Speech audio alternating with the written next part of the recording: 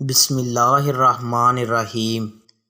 سیدنا عمرو بن عاص رضی اللہ تعالیٰ عنہ سے مروی ہے، وہ کہتے ہیں جب اللہ تعالیٰ نے میرے دل میں اسلام کا خیال ڈال دیا تو میں نبی کریم صلی اللہ علیہ وآلہ وسلم کے پاس بیعت کرنے کے لیے آیا، اور آپ صلی اللہ علیہ وآلہ وسلم نے اپنا ہاتھ میری طرف پھیلا دیا، لیکن اس وقت میں نے کہا میں اس وقت تک آپ کی بیعت نہیں کروں گا جب تک میرے سابقہ گناہ بخش نہیں دیے جاتے۔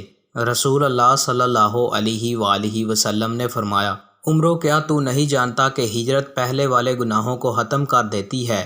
عمرو کیا تجھے یہ علم نہیں ہے کہ اسلام بھی پہلے والے گناہوں کو مٹا دیتا ہے؟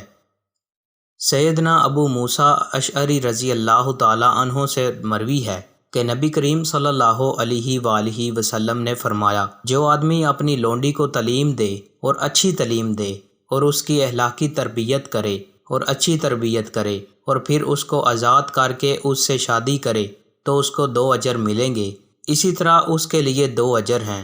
جو غلام اللہ تعالیٰ کا حق بھی ادا کرے اور اپنے آقا کا بھی اور اہل کتاب کا، وہ آدمی جو پہلے حضرت عیسیٰ علیہ السلام کی لائی ہوئی شریعت پر ایمان لایا اور پھر محمد صلی اللہ علیہ وآلہ وسلم کی لائی ہوئی شریعت پر ایمان لایا، اس کے لیے بھی 2 اجر ہیں۔ دوستوں، مزید اچھی ویڈیوز کے لیے چینل کو سبسکرائب لازمی کریں۔ بہت شکریہ۔